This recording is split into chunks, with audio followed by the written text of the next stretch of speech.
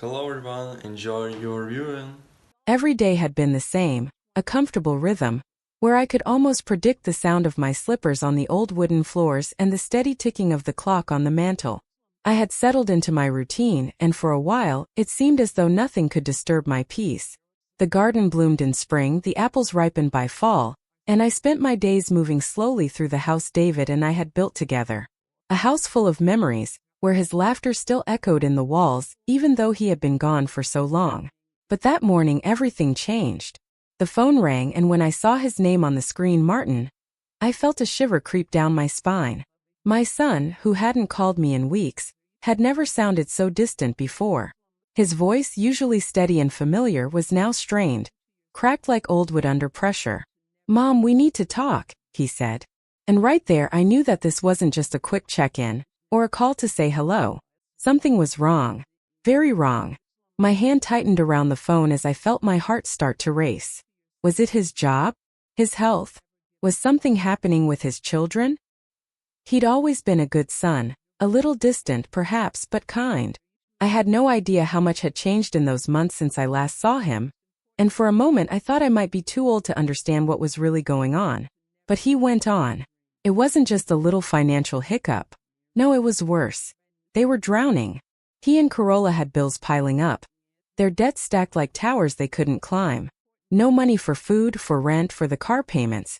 The words spilled out like stones in a river, crashing together and making the calm of my life shatter. He couldn't fix it. He was stuck. And that's when he asked, no, pleaded. "Mom, can we stay with you? Just for a little while." I wanted to say no.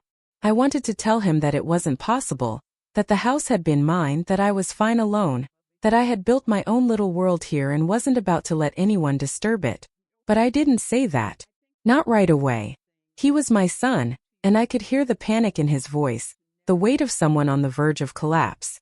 "I'll help you," I said, my voice shaking just a little. "You can stay. Just for a little while." He was relieved. Of course he was. And they moved in. Boxes and bags filled the front door. It didn't feel like they were just visiting. It felt like they were settling in for a long stay, and for a moment I wondered if I had made a mistake. I wanted to trust Martin. I wanted to believe him when he said it would only be temporary. But somewhere in my chest, a small, terrible whisper told me that things weren't going to be the same again. I won't drag on with explanations. From the moment they walked through my door, things began to shift. Corolla, always so cold and calculating, started to take her place like she was meant to be here. There was no gratitude, no warm thank you for letting us stay, that one might expect in such a situation. No, she treated the house like it was just a stopgap, like I was the one who was there for them, not the other way around. And what hurt the most wasn't the piles of their things in every room or the noise that filled the house.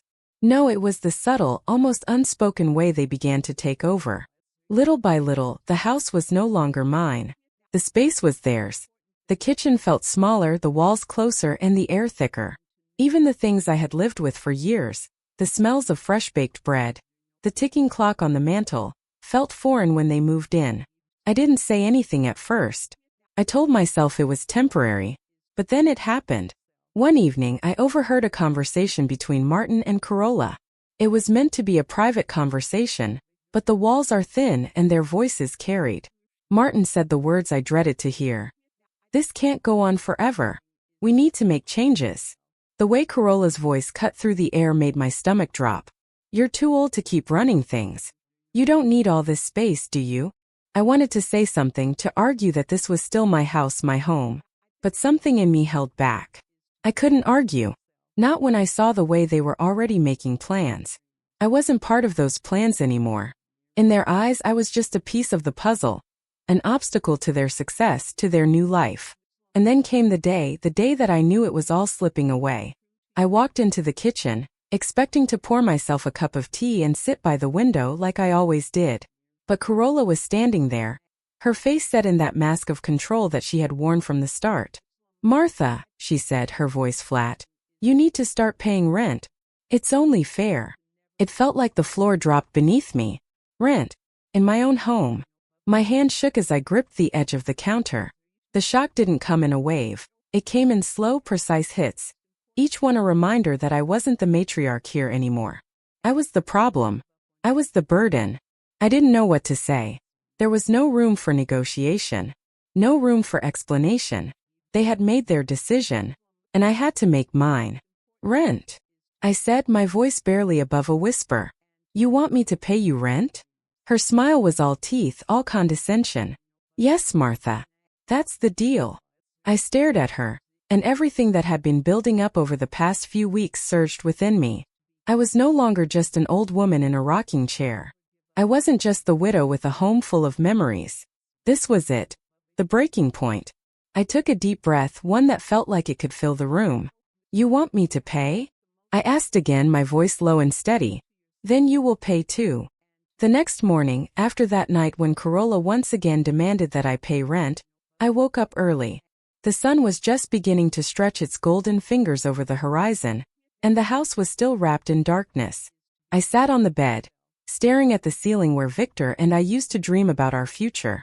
But now the reality had shifted, and I understood that my future, my peace, my life would depend solely on me, on whether I could summon the strength to act. I had made my decision. I wouldn't fight them with loud words or harsh confrontations. Instead, I would outwit them silently with a strategy so quiet and so precise they wouldn't even see it coming. My next move? A quiet refusal. I would no longer pay the mortgage. The thought of it made my heart beat a little faster, but my resolve stayed steady. They had come to believe the house was theirs. That I was nothing more than an old woman whose presence had worn thin, a shadow in her own home. But I knew better. This house, this place where Victor and I had poured everything into, belonged to me. Every brick, every room, every inch of the land was mine. They hadn't built it. They hadn't fought for it. They wouldn't understand how much blood and sweat had gone into creating this sanctuary. The house was a symbol of my life, and I had worked hard for it. And they, my son, and especially his wife, had made the terrible mistake of thinking they could simply walk into it and take control. They thought I wouldn't notice. They thought I wouldn't fight back. But that was their error. I quietly made my way to the kitchen as I did every morning, making tea as if nothing had changed. I opened my laptop and started checking my finances. I had no choice now but to ensure my own independence. I pulled up old documents, plans, everything I needed to secure the life I had built. For the first time in a long while, I felt a surge of strength. It was as if the woman I had been all those years ago, when Victor and I fought tooth and nail for every scrap, was finally waking up again. I wasn't going to let them run me out of my own home. Not without a fight. Throughout the day, I moved around the house with a calm and quiet purpose, packing the most important things. The photographs of our family, Victor's book that had been a gift on our anniversary, a few small treasures that had survived the years. I wasn't taking anything I didn't need, just the essentials, the items that mattered most, the things that held the history of my life, my heart. Every movement was precise like a game of chess, every step calculated. That evening, after a meeting with the bank, I could feel the turning of the tide. The first moves had been made. I had taken action. The official letters from the bank had arrived. Red notices of overdue payments and missed deadlines. They were the first signs of the storm to come, and I wasn't about to ignore them. But I didn't open them right away. No, I gave myself time to think. Time to prepare. Corolla had started calling more frequently, her voice laced with impatience, her questions increasingly sharp. She believed I was close to breaking, that I was desperate and would eventually give in to her demands. But she was wrong. This time I wasn't going to crumble under pressure. I wasn't going to let her see my panic. She would think I was weak, but I had learned the power of silence, of subtlety. It was a weapon I hadn't used in years, but I was about to. I knew that now was the time to show them just how wrong they were to think I was a helpless old woman. They had broken my trust. They had taken me for granted. But now the game was in my hands. I would play it my way and they would never see it coming. With every passing moment, I felt the pieces falling into place. I wasn't just reacting to their demands anymore. I was controlling the game, quietly, carefully, with the precision of a woman who had lived through storms before. This was my home, my life, and I was going to take it back. They had wanted me to pay rent to live in the house I had built. Well, I would show them what happens when you push someone too far. I was about to play my hand, and they wouldn't even know until it was too late. Now, more than ever, I was sure of one thing. They had underestimated me. That night I couldn't sleep. Every passing minute reminded me of the decision I had made. I had decided to stop paying, to leave them alone with their choices. The bank letters only confirmed my decision. This was my chance, my opportunity, and I couldn't go back now. When the morning silence was shattered by the bustling of neighbors and the sounds of the city, I realized the time had come. I began to act, calmly, confidently, with a steady hand. All my steps were calculated like chess moves, and each one carried significant weight. I didn't look at what was happening around me, didn't hear their accusations, and didn't worry about their questions. I had a goal: to escape their manipulations and find freedom. Those who thought I was just an old grandmother didn't realize how strong my resolve had become. I quietly reached out to the lawyer I had trusted for many years and asked for advice on my next steps. He warned me that things might not go as smoothly as I hoped, but I was ready for anything. A few days after I stopped making the mortgage payments, I saw the first letter from the bank. A notice of missed payments. I didn't react. The letter stayed on the kitchen table, the same spot where I always drank my tea. And there it was. This was the moment when their plan started to crack. They had no idea that I had already set the wheels in motion. A chain of events that would soon change their lives forever. Corolla, however, couldn't ignore the shift. She was growing more and more nervous, her voice carrying an increasing edge when she asked me again, "Are you really not going to pay?" We were sitting in the living room, and I, without even looking at her, replied calmly, "I'm not paying anymore." She gritted her teeth and tried to twist the conversation in her favor, but I didn't lose my composure. I made it clear to her that I wasn't going to yield to her demands any longer. She tried to convince me again that everything could still be fixed, but I stayed cold and unresponsive to her words. Each day brought new problems for them, and each day I grew stronger in my resolve. I didn't interfere in their fights, didn't offer help. I simply stood aside and watched as their house, the place they had lived off of for so long, began to fall apart. With every new week, every new document that came through, I became freer. And not just physically. My heart, too, finally started to untangle itself from the weight it had carried for so long. I could feel them becoming more and more tense with each passing day. The pressure of their debts now weighed solely on them. They were being suffocated by the consequences of their own actions. I didn't regret what I had done. In fact, I was astonished by how quietly, without tears or shouting, I had managed to draw a line in the sand in this story. I now understood that my freedom was in my own hands. They wouldn't see me leaving. They wouldn't see that I had already freed myself. The days went on, and as I watched the strain settle over Corolla and Martin, I felt a strange, almost vindictive satisfaction. It wasn't about revenge. No, it wasn't that. It was about regaining control of my own life. About making them realize that they had underestimated me. They were desperate. Each morning, Corolla would ask if I had figured out the situation, as if I still had a choice. Each evening, Martin would give me a look, searching for any sign of weakness, a crack in the facade. But I never gave them that. What they didn't know, what they couldn't see, was that I wasn't caught in their trap anymore. I was watching them, studying their every move, as their house of cards began to collapse. The illusion they had created of the perfect family, of a mother who could be used and discarded, was starting to break down. Their world was crumbling, while mine was quietly being rebuilt. I wasn't the only one who noticed. The neighbors whispered, of course. They'd seen Corolla and Martin moving in with their things, and they'd noticed the strange, cold tension that had settled between us. One day, Mrs. Gregson from 2 houses down came to visit me with a homemade pie, trying to make small talk about the weather and asking about the children. But even in her friendly chatter, I could hear the undercurrent of concern. People noticed when things weren't right, when a family fell apart. But I didn't care. Let them gossip. Let them wonder. What mattered was that I was moving forward. I had already taken the first steps. I was ready to live my life the way I should have long ago. Without guilt, without obligation, without allowing anyone to dictate my worth. I never answered their calls. I let the silence grow between us, and with each passing day, that silence became stronger. The silence was my power.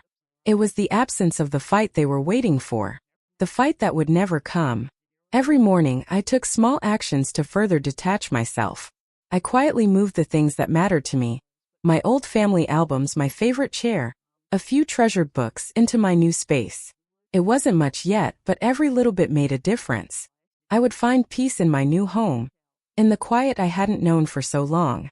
But as I moved things, as I prepared for the inevitable conclusion of all of this, I couldn't help but feel a sense of peace. They had thought they were in control. They had thought they could push me aside, that they could make me pay for my own home. But they had miscalculated. They had given me the ultimate freedom by trying to take it away from me. I wasn't playing their game anymore. I was playing mine. And soon they would realize the consequences of their actions. They would see what happens when you push someone too far, when you take them for granted, when you treat them like they are disposable. The chain reaction had already begun. And nothing could stop it now. ChatGPT. That morning, when I saw them scrambling to gather their thoughts after receiving the first letters from the bank, I knew it was time. I didn't need to make any threats or demands. All my actions had already been carefully planned, and I hadn't touched the situation until I felt they were losing control. They were terrified. Corolla no longer resorted to her usual manipulations, though I could see the way she nervously searched for answers to questions I wasn't planning to answer. Her eyes were filled with growing anxiety, and Martin became even more jittery. He tried to find a solution, but deep down he knew he had no legal power. All he could do was try to steer the situation, unaware that it had already spiraled out of his control. While they panicked, I continued to remain in the background. I didn't make contact, didn't share my thoughts or actions. I didn't try to witness their attempts to find a resolution, because I had already done everything I needed to. The letters from the bank kept arriving, but I simply set them aside, knowing they were tightening their grip, inching closer to their inevitable fate. While they scrambled for proof to present to the bank, I lived my life as though nothing had changed. We no longer communicated as we had before. They tried to maintain the illusion of normalcy, pretending nothing was happening, as though the problems didn't exist. I remained silent, calm, and quiet. Slowly, without any grand declarations, I began moving my things to the new place I had already secured for myself. One evening, Corolla came to me, and I saw the weight of my victory in her eyes. She tried to engage me in conversation, asking questions and trying to pry information about my plans. I just sat there sipping my tea, listening to her with cold indifference. Her voice became more resolute, but not aggressive, as she realized, deep down, that I wasn't going to play by their rules. "Don't you understand that this is ruining our lives?" she asked, her voice trembling with anxiety. I looked at her calmly, slowly placing my cup on the table before responding, my voice as steady as ever. "I understand, Corolla, but this is your choice, not mine." She froze. There was anger in her eyes, but also a strange understanding. She knew in that moment that they had lost control. She tried to convince me again, attempting to show how difficult things were for them now, how they couldn't escape the mess they'd gotten themselves into. But her efforts were met with my unyielding resolve. She even turned to Martin, trying to influence me through him. But he only shrugged. He knew by then that in this game, just like in life, I had the last word. I watched them as they tried to go into the bank office, trying to speak with the lawyers. They had no ground to stand on. I wasn't blocking them. I wasn't solving their problem. I had simply removed myself from the equation. I left everything on their shoulders. I didn't need to fight. I had already won, without ever stepping onto the battlefield. And when I saw them begin to panic, that's when I first felt the full weight of it. I hadn't just survived this, I had surpassed them. They would never understand how it was possible, but I was ready for this moment. Now they knew. I had long since decided how this would end, and they couldn't stop me. Days passed, and the tension in the house became palpable.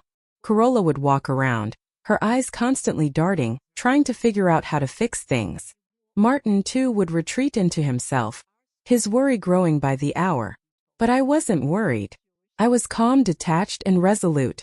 They were on the verge of losing everything, and I was quietly watching the entire thing unfold. They tried to act as if they were in control, but their actions spoke louder than words. Their desperation became evident in the way they tried to create plans that were doomed to fail. I never had to intervene, never had to tell them what to do. They were unraveling on their own, and all I had to do was stand back. I had long ago stopped hoping for their appreciation. I had stopped longing for them to acknowledge my sacrifices or my place in their lives. It was never about that. This was about my own reclaiming of power, of freedom. It was about realizing that I didn't have to beg, plead, or compromise any longer. I was no longer a silent, passive observer in my own home. They had pushed me too far, and now I was taking my life back. Corolla's face had begun to lose its mask of control. Every time I saw her, there was something darker behind her eyes. She had never truly believed I would do this. She had never expected me to stand up for myself in this way. But that's exactly what I did. And in her frustration, she could only lash out with words, knowing there was nothing she could do to change the course of events. The tension in the house reached its peak. Corolla and Martin, once so confident, were now rattled. They began making frantic calls, trying to find a way out, a loophole, a way to shift the blame or responsibility. But there was no escape. The truth had come crashing down around them, and they were left to deal with the consequences of their own greed. I didn't have to confront them. I didn't need to scream or demand justice. No, my victory came in the form of silence. I had removed myself from their narrative. I had let them destroy their own lives without lifting a finger. And with that, I had won. Now, with the first legal notice coming through the door, the clock began ticking. I could feel the weight of it, the final chapter of their story unfolding. And there, in that quiet moment of reflection, I realized that I hadn't just freed myself from them. I had freed myself from a lifetime of living for others. I didn't need them to understand. I didn't need them to admit their wrongs. I had already won. The beginning of this new chapter in my life felt like a deep sigh after a long storm. Step by step, I prepared myself for the changes ahead. A few weeks after I stopped paying the mortgage, my new plan began to unfold. With each letter that arrived at the house, with each phone call from the bank, it became harder and harder for my family to maintain their illusion of control. I sat in my new little apartment, a place where no one held me by the throat, a space where I could breathe freely. Everything around me was new, but not in a way that frightened me. This quiet foundation had become my territory, my own space. There were no more screams from Corolla, no demands from Martin. Here I was just myself, free with everything I had earned and everything I had left behind. The space became my ally. I stopped being the frail old woman sitting aside. I once again felt my heart beat faster when I uncovered new possibilities for myself. I started painting again, just like I had when I was younger, when Victor was still by my side, and I would read him every new painting I made to see his smile. Meanwhile, they were only growing more bitter with each passing day. They blamed each other, looking for someone to hold responsible for their failures. Martin was trying to rid himself of the guilt, while Corolla couldn't let go of the illusion of control. Their arguments became more frequent, and this only confirmed to me that I had made the right choice. My silence, my calm absence of action, became the most powerful response to all their manipulations. This was the time when I realized they no longer had any power over me. Their complaints about a lack of money and problems with the bank no longer affected me. I had already decided that I would never return to their world. I would not be a part of their disappointments or their problems. This in itself became my victory, being independent, not letting myself be manipulated or riled by their attempts to control me. I could feel that each day in this new life brought me closer to true peace. My new territory was a place where I could arrange everything exactly as I liked. All my belongings were where they belonged, and I knew that I would never hand them over to anyone again. I could smile freely, no longer worrying if I would be blamed for another misunderstanding, or if another blow would come my way.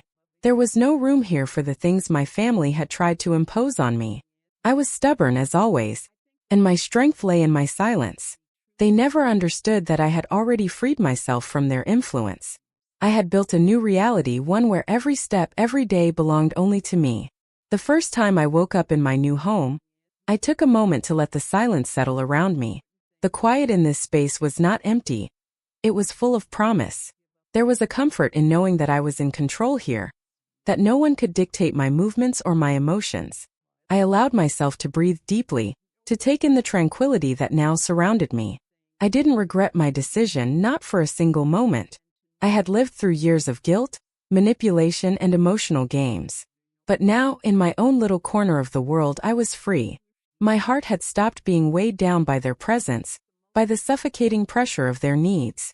I had made the right choice, and for the first time in so long I could truly relax. The days flowed gently, and each moment spent in this new space was like a balm on the old wounds. I had learned not to look back, not to long for things I could never change. Instead, I focused on the present, on building something new, something just for me. The apartment, though small, felt like a sanctuary. I decorated it with soft colors and familiar pieces, things that reminded me of happier times, of Victor's laughter, of the days when life had felt simple and full of possibility. My paintings found their place on the walls, each one telling a silent story of my journey, my resilience, my quiet strength. I felt a renewed sense of purpose, of creativity, that I hadn't realized I'd lost until now. But what pleased me most was the space itself. It was mine, and that ownership carried a sense of power. In my old home, I had felt like an outsider, like I was merely surviving in a space that no longer fit me. Now I was thriving. I made decisions about how I spent my days, how I organized my time, and what I filled my life with. There was no one here to question me, to make demands, to twist the narrative. I was in control. As time passed, I noticed something I hadn't expected. My old anxieties began to fade. The fear of being judged, of being discarded, of not being enough, those fears started to lose their grip on me. Without the constant barrage of their expectations, I could finally hear my own voice again. I could listen to my own heart, and it was no longer heavy with doubt. They tried to reach me, of course. I would occasionally get a call from Martin or a message from Carola, but I didn't respond. I knew their attempts were not about reconciliation. They were about trying to regain control over me, trying to pull me back into their world of guilt and responsibility. But I was done with that. I had moved beyond their manipulations, beyond their expectations. I had found something they would never understand: true independence. It was strange at first, this feeling of being completely alone, of not having to explain myself to anyone. But as the days turned into weeks, and the weeks into months, I began to revel in it. I wasn't alone, not really. I had myself. I had my space. And that was enough. I had everything I needed right here. The tension that had once surrounded me, at home in my heart, was gone. I had created my own world, one where I was the sole inhabitant, and in that solitude I found peace. I realized in that stillness that I had never been weaker than when I allowed others to dictate my worth. And now I had become stronger than I had ever imagined possible. As I sat in my favorite chair, sipping tea and watching the rain fall outside, I smiled to myself. I had won. Not by battling them, not by confronting them in the way they expected. No, I had won simply by stepping back, by removing myself from their drama, by choosing to live for me. I had created my own territory. And in this space there was no one but me. And that was exactly how I wanted it. The game was over. And I had won without ever raising a hand. ChatGPT. A few weeks later, I sat on the balcony of my new apartment, watching the sun dip below the horizon. It was a quiet evening without the usual noise or words. The shouts of Carola and Martin no longer disturbed me. I no longer lived in constant fear of what I had to do next. Now I was free, and this feeling, though new, was so important to my soul. I began walking more, deciding to rediscover old habits that once brought me joy. I signed up for painting classes, remembering how it had always been my escape during difficult times. It seemed as if my life had become one giant painting, where each day added new colors.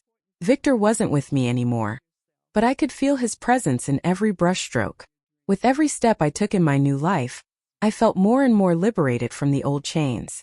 My sons and their wives had long forgotten what it meant to live in harmony and respect. Now they were tangled in their own debts and arguments, and I, like a shadow from the past, stood aside. And though their attempts to draw me back into their world, to demand my help, were obvious, I was no longer naive. Months passed after I moved, and they tried to find out where I was living. They called me, sent messages, but I didn't respond. And, it was strange, with every month that passed, their powerlessness became clearer. They no longer tried to extract money from me or force me to submit to their demands. They realized they could no longer manipulate me. I wasn't their victim anymore. As they continued to grow disillusioned with their failures, I simply went on living my new life. I started a new chapter. With every new acquaintance, with every little joy I found in myself, I could feel how everything around me was changing. I was living without them, free with no restrictions. And perhaps the best part of all of this was that I felt everything that had happened before no longer had any power over me. I remained steadfast. I was no longer a part of their plans and manipulations. I became my true self, and that was the best thing I could have done for myself. Life, which had once been tainted by their demands and struggles, was now clear and bright. My path was my own. And no matter what they tried to do, I remained unshaken, like a vast ocean that doesn't care for the storms. They could no longer change me because I had already changed myself. I reveled in this newfound sense of peace. My small apartment was just that small, but it was mine. It was a place where I could set the rules, where I could create my own order without fear of judgment or manipulation. The space I had fought so hard to preserve was now a sanctuary, where I could fill my time with the things that mattered to me. My life had become a series of quiet moments, small victories, like learning new techniques in painting, or meeting someone for a coffee and not feeling the weight of expectations hanging over me. For the first time in years, I didn't feel like I had to explain myself. I was just me, no longer the mother or the grandmother or the woman they thought they could control. I wasn't ashamed of the fact that I had stepped away. In fact, I was proud. Proud of the strength I'd found in myself to break free, to leave behind the chaos and drama that had once filled my life. I was proud of the woman I had become, the woman who could stand alone without needing anyone to validate her existence. My freedom was my greatest asset, and as the days turned into weeks, and the weeks into months, I started to realize just how much of my life had been consumed by their expectations, their needs, their endless demands. It had been a slow erosion of my spirit, but now, standing on my own, I could see how deeply I had been affected. But no longer. Now I was free to build a life that was truly mine. The phone calls stopped coming. The messages stopped flooding my inbox. At first, there had been a nagging thought in the back of my mind. What if they need me? What if they're in trouble? But as the silence stretched on, I realized something crucial. I was no longer responsible for them. They had made their choices just as I had made mine. I had set myself free, and that was something they couldn't take away. As I walked through the streets of the city, feeling the air on my skin, I understood more deeply than ever that everything had changed. The world was different now, but more importantly, I was different. And it wasn't the circumstances that had changed me. It was my decision to reclaim my life, to stop allowing myself to be pulled back into the chaos they had created. I spent my days in quiet contentment, not chasing anything, not running from anything, but simply existing as I had always wanted to. I took up hobbies I had abandoned long ago, and I found joy in the simple things. There was a peace in this, a calm that I had never known before.